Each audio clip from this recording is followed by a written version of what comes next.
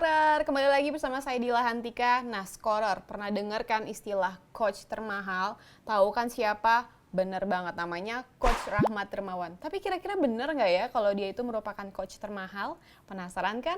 Simak langsung aja ya. Coach, aku dapat kabar nih Coach, katanya Coach RD ini merupakan salah satu coach yang bayarannya termahal. Itu benar nggak tuh Coach? Wah, aku nggak tahu ya, karena kan saya juga nggak tahu pelatih-pelatih lain kontrak seperti apa. Tapi saya sih kalau hal-hal yang menyangkut seperti itu, saya sangat negosiabel lah. Artinya nggak nggak ada sesuatu apa ya keharusan. Oke, Coach. Coach, kalau ngomongin soal pengalaman Coach RD nih, kan sebelumnya juga pernah melatih di Sriwijaya FC. Terus pernah juga merasakan tim di luar negeri yang Terengganu ya, Coach ya, yang di Ya, Malaysia. betul. Nah, ada perbedaan nggak sih, Coach, antara melatih timnas yang ada di Indonesia sama timnas yang ada di luar negeri, Coach? Yang membedakan mungkin hanya pada soal bagaimana penanaman filosofi terhadap klub-klub di sini dan di sana. Ya. Karena memang jujur di Indonesia ini memang sangat heterogen sekali yang namanya filosofi bermain sepak bolanya ya. Ada klub yang memang dia senang dengan bermain dengan build up, dengan passing-passing pendek, tapi ada beberapa klub yang dia lebih dominan bermain dengan direct ya. Ada yang main vertikal. Nah, kalau di Malaysia memang di awal-awal saya melatih di sana, mereka cenderung semuanya orientasinya kan waktu itu mereka kiblatnya benar-benar ke Inggris ya. Sehingga permainan vertikal ke depan cepat menjadi pilihan di sana waktu itu. Nah, sementara ketika saya masuk ke sana, saya mengajarkan filosofi bermain untuk build up dengan passing-passing pendek. Di awal besar pengaruhnya terhadap performa tim, tapi memang di sana cenderung harus saya akui mereka cepat sekali merespon perubahan-perubahan filosofi itu sehingga saya tidak membutuhkan waktu yang lama, bahkan cuma 2 bulan kurang lebih waktu itu kemudian adaptasi dengan permainan ini jalan dan klub langsung terdongkrak waktu itu prestasinya. Tapi di awal-awal kita benar-benar terpuruk di awal-awal karena itu tadi selalu butuh adaptasi. Dan sama ketika kita di Indonesia, kita juga mengalami proses atau hal yang sama, apalagi ketika klub yang akan kita masuki itu pada tahun sebelumnya dilatih oleh seorang pelatih yang berbeda filosofi bermainnya dengan kita. Nah, kemudian yang berikutnya adalah yang membedakan adalah kalau klub-klub di Indonesia itu semuanya punya mes, mereka punya Kalau di sana? asrama.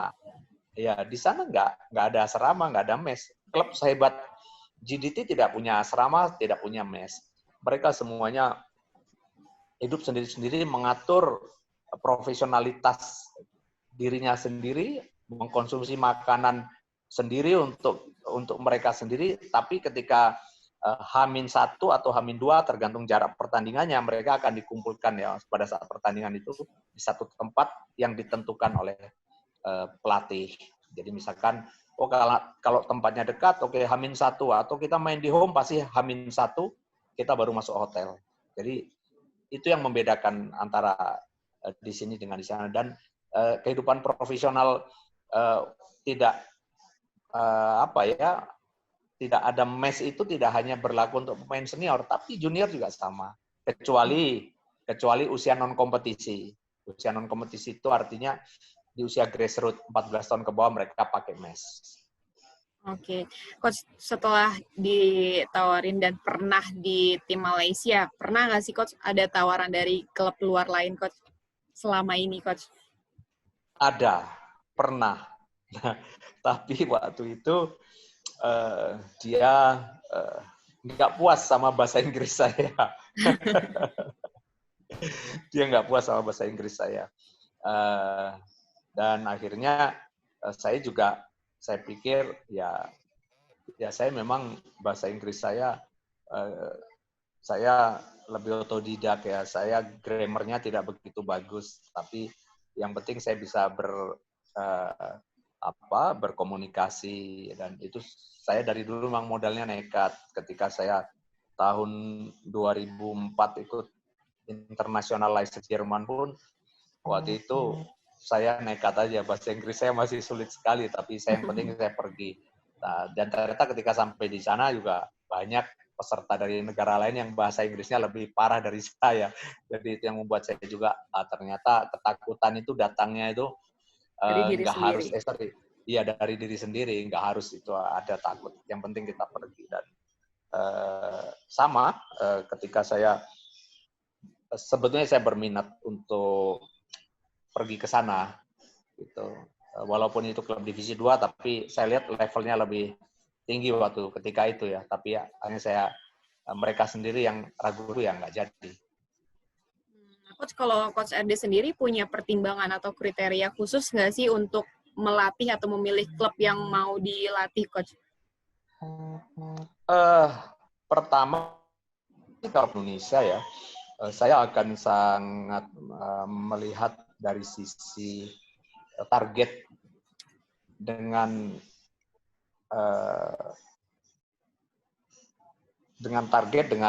keinginan klub yang akan saya latih, seperti itu. Itu saja sebenarnya. Contoh lah, misalkan seorang pelatih diberikan materi pemain A, kemudian pencapaian keinginan targetnya itu terlalu tinggi. Ya, tentu saja kita bisa bicara di sana, kita melakukan proses negosiasi. Kenapa targetnya seperti ini? Karena sementara budget kitanya seperti ini. Nah, hal-hal seperti itu. Nah, tapi kalau kemarin dengan klub di Malaysia itu, jujur saya tidak sampai terlalu jauh membicarakan itu. Kenapa? Karena satu obsesi besar saya ketika itu adalah saya ingin punya satu experience sebagai pelatih Indonesia yang pertama sebagai head coach melatih di liga luar negeri gitu loh. Nah, motivasi itu yang lebih ke depan, lebih saya kedepankan ya, sehingga ketika saya di sana tahu bahwa ternyata di sana pemain-pemain muda dan targetnya oke untuk tidak degradasi. Nah, maka buat saya, karena tim itu tim untuk membangun pemain-pemain muda, saya sangat tertantang dan akhirnya ya sukses menelurkan beberapa pemain-pemain untuk tim nasional Malaysia kan, ya seperti Safawi Rashid yang sekarang main di Portugal itu, dan juga ada Arif yang juga main untuk tim nasional Malaysia. Oke, Coach, kalau Coach RD itu termasuk Coach yang galak nggak sih, Coach? Saya nggak galak. Saya sih lebih segala sesuatunya mengutamakan hal yang persuasif ya. Tapi tentu saja ada batasan-batasan untuk saya memberikan satu punishment kepada pemain ya, apabila di dalam proses latihan, pertandingan, dan kehidupan mereka di dalam klub itu di luar batas-batas atau norma yang sudah sama-sama kita sepakati. Ya tergantung lah saya rasa, tapi saya bukan tipe orang yang sering meledak-ledak. Oke, Coach, kita ngomongin soal kompetisi lagi nih, Coach. Lebih ke Timnas U19 sih. Kalau muara kompetisinya ini untuk Timnas U19 nih, Coach, menurut Coach itu lebih baik nggak sih menggelar Liga 1 U19 supaya pemainnya itu merasakan atmosfer kompetisi, Coach?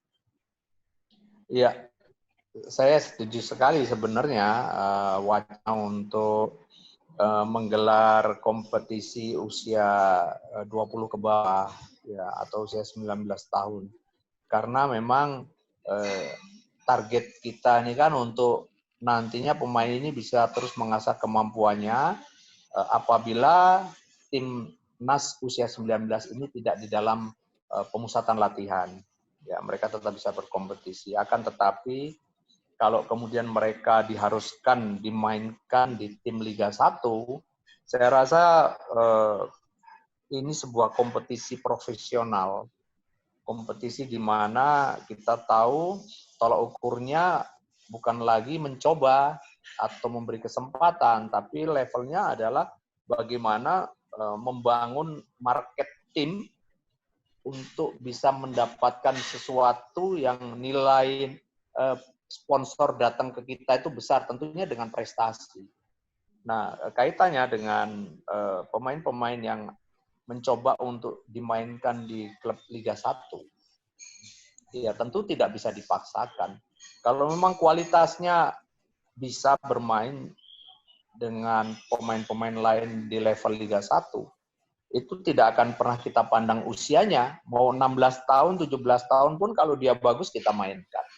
Tapi kita juga tidak bisa memaksakan mereka harus bermain di level kompetisi yang tadi saya sampaikan profesional, karena itu tadi ukuran kita bukan lagi untuk coba-coba. Ukuran di kompetisi profesional adalah memang kualitas pemain yang betul-betul siap untuk main di level Liga 1.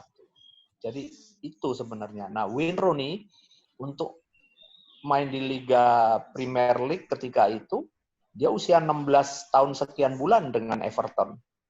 Nah, ada lagi banyak contoh pemain-pemain Indonesia yang kemarin bermain untuk klub Liga 1 seperti Supriyadi, mungkin usianya belum ada 18 tahun untuk Persebaya dia sudah main.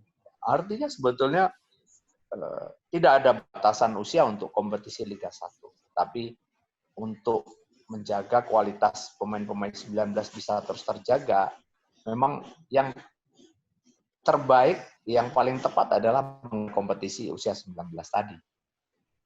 Oke, Coach, kalau misalnya kita lihat di Timnas U19 kan ada beberapa pemain keturunan ya Coach ya, kayak misalnya Elkan Bagot sama Jake Brown. Itu kalau Coach RD sendiri melihat pemain Timnas U19 yang ada keturunannya itu seperti apa Coach melihatnya? Ya, kalau saya sih melihat pemain-pemain keturunan yang kemarin bermain untuk Timnas 19, saya melihat ada yang sangat bagus ya, terutama Bargot. Menurut saya, dia tidak hanya ditunjang dengan postur badan dia yang tinggi besar, tapi dia punya kualitas memainkan gaya sepak bola modern. Gaya permainan sepak bola yang mengedepankan cepat di dalam mengambil keputusan, dan dia punya kombinasi permainan yang menurut saya modern. Dia bisa main build up, dan dia bisa dengan cepat untuk bermain direct dengan memberi long passing kepada kawan-kawan dia di depan dengan sangat bagus. Kemudian dalam bertahan, menurut saya dia salah satu yang terbaik ada di tim 19 kemarin. Lalu kalau kita bicara Jack Brown, pemain ini juga punya kepandaian di dalam positioning. Pemain midfield yang juga bisa main sebagai pemain nomor 10 atau second striker. Dia punya naluri yang menyerang lebih tinggi dibandingkan bertahan, tapi dia juga rajin bertahan. Ada nilai-nilai plus yang kemarin diperlihatkan oleh pemain-pemain naturalisasi. Buat saya, naturalisasi itu seperti apa ya, stimulan lah. Ya, boleh menurut saya bisa, tapi jangan juga terlalu banyak. Apa itu nantinya dibuat oleh tim nasional kita, karena kita juga harus percaya dengan generasi-generasi muda kita yang menurut saya itu nggak kalah dengan mereka, dan kita juga harus juga percaya dengan proses kompetisi yang kita buat sendiri, dengan proses rekrutmen para pelatih-pelatih yang melatih pemain-pemain muda harus kita berikan kepercayaan dengan cara itu tadi, menggunakan tenaga mereka.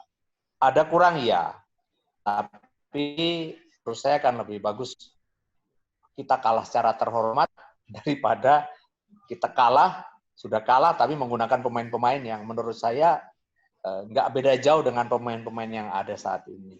Tapi untuk dua pemain yang tadi Mbak sampaikan, menurut saya mereka memang pantas menghuni tim nasional 19 karena kelihatan sekali kebutuhan kita terhadap posisi itu dan pemain tersebut sangat kelihatan.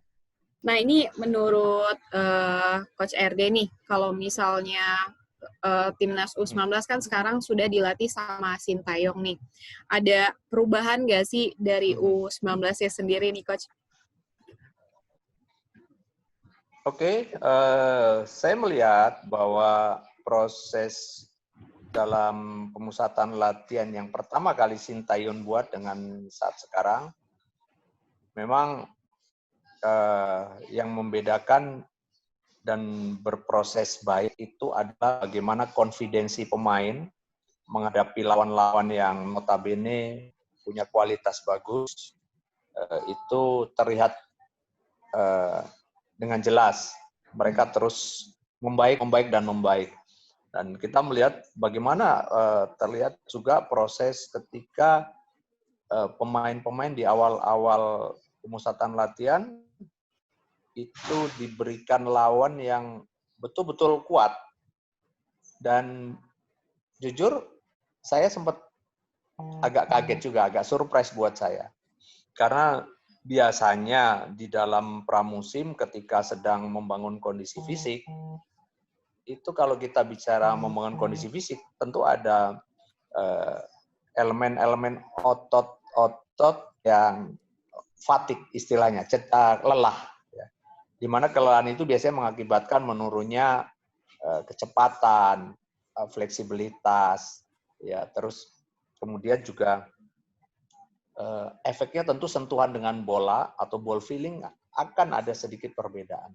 Nah di situ biasanya masih belum tuh banyak pemain kerja dalam satu frame untuk berlatih taktik dengan baik. Tapi itu terbukti. Nah, ketika kita main, kita kalah banyak dengan Kroasia, kemudian berikutnya kita kalah lagi dengan jumlah gol yang banyak. Itu terbukti. Hanya yang waktu itu membuat saya heran, berani sekali Sintayong melawan tim-tim seperti itu dengan tim masih masa persiapan latihan fisik. Saya sempat tanya dalam hati, apa sebetulnya yang akan dibuat Sintayong. Tapi setelah saya melihat perjalanan waktu sebulan kemudian atau berapa minggu kemudian, saya mulai melihat, mungkin yang akan diambil adalah Sintayong mungkin ingin pemain terbiasa menghadapi lawan-lawan yang sepadan, lawan-lawan yang mungkin levelnya nanti akan ditemui pada saat event Piala Dunia berlangsung. Tanpa mementingkan hasil dari uji coba, yang dia tahu mungkin pasti akan kalah di awal-awal itu. Ya, dan itu surprise buat saya. Dan sampai dengan hari ini, ya tentu perkembangan ini saya berharap bisa terus dipertahankan dan terus dilanjutkan. Nah, mengenai proses dari semua latihan yang diberikan, tentu nantinya endingnya ya itu tadi, bagaimana penampilan pemain di Piala Dunia. Kita tunggu. Tapi kalau dilihat progres yang diperlihatkan menarik dan cukup bagus. Berarti bisa dibilang latihan fisik ala Sintayong ini bisa dibilang bagus gitu ya, Coach? Apa gimana, Coach? Untuk bicara latihan fisik, tentu setiap pelatih punya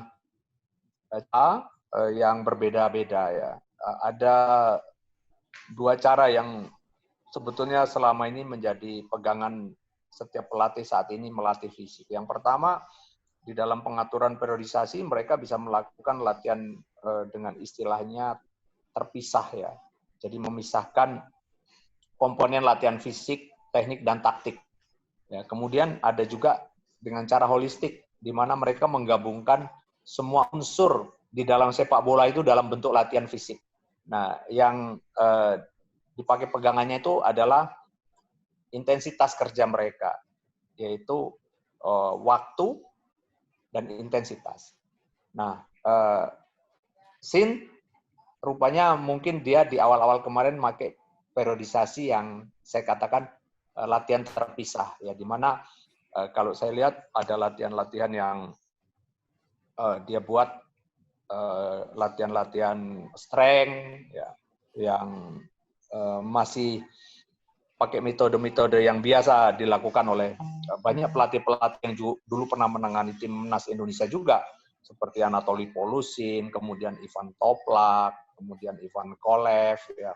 Ada banyak cara yang mirip-mirip gitu. Tapi memang di satu sisi yang membedakan antara Sin dengan pelatih-pelatih yang terdahulu adalah bagaimana itu tadi saya katakan, Sin dalam beberapa hari kemudian dia bisa merubah satu bentuk latihan yang sebelumnya dia banyak lakukan lebih kepada penekanan di dalam, karena saya ikutinya biasanya dari gambar-gambar dan dari informasi teman ya. Jadi dari apa yang dilakukan, ketika dia lakukan latihan fisik, tiba-tiba dia sudah membangun satu taktik yang bisa dimengerti dengan cepat oleh pemain-pemainnya gitu loh.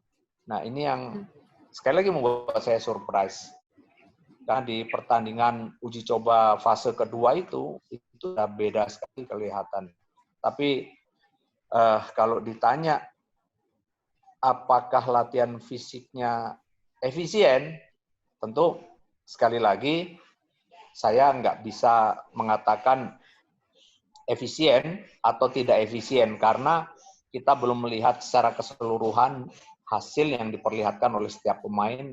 Lalu mungkin kalau ada latihan yang bisa diukur, biasanya kan kalau dulu kan ada misalkan latihan untuk mengukur endurance pemain, kita menggunakan blip test atau kita Cooper test atau Balke test. Tapi tentu sekarang di era-era seperti sekarang mungkin jarang juga klub yang melakukan itu kan, atau pemain yang melakukan tes itu atau pelatih yang membuat tes-tes seperti itu. Dan juga ada kekuatan bisa diperlihatkan. Tapi itu juga sekali lagi hak pelatih untuk data itu disimpan sendiri atau diinformasikan ke orang lain. Tapi secara keseluruhan, progres penampilan tim, baik fisik, teknik, taktik, banyak kemajuan. Oke, Coach, ini pertanyaan terakhir nih, Coach. Coach RD kan juga pernah melatih timnas U23. Sebetulnya tantangan apa sih yang harus dihadapi oleh pelatih timnas itu, Coach? Tantangan terbesar nomor satu adalah menyatukan pemain-pemain yang sebelumnya mereka bersama klub-klub berbeda, dengan pelatih-pelatih yang berbeda, dengan filosofi dan tipikal bermain yang berbeda, untuk kita inginkan satu filosofi permainan seperti yang kita inginkan. Dan ini yang tidak mudah di Indonesia. Kenapa? Karena memang kita ini terlambat menggelar kompetisi usia muda. Pemain-pemain kita tidak dari usia muda dikenalkan kepada latihan-latihan yang mungkin berkualitas sehingga bisa menunjang performa mereka. Dan juga kalau toh latihannya berkualitas, sudah cukup latihan dibuat bagus, tapi tidak diberikan kesempatan berkompetisi ketika mereka di usia muda. Sehingga pengalaman mereka berkompetisi itu yang seharusnya bisa semakin mematangkan pemain, dan kemudian dengan matangnya pemain, dengan kayanya pemain akan peran-peran yang mereka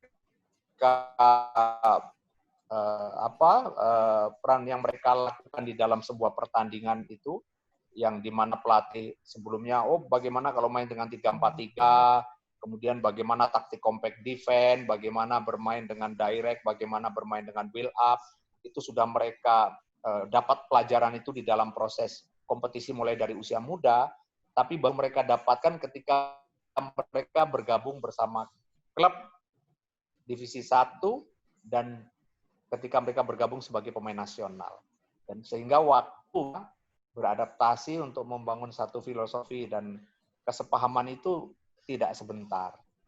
Nah, makanya saya bandingkan ketika saya melatih tim SEA Games saya 2011 ketika itu, di awal-awal, di 2 bulan pertama, saya belum bisa mendapatkan grade bermain yang seperti saya inginkan. Bahkan uji coba dengan beberapa klub dari divisi 2 saja kalah kan. Nah, tapi setelah yang ketiga, itu mulai dapat.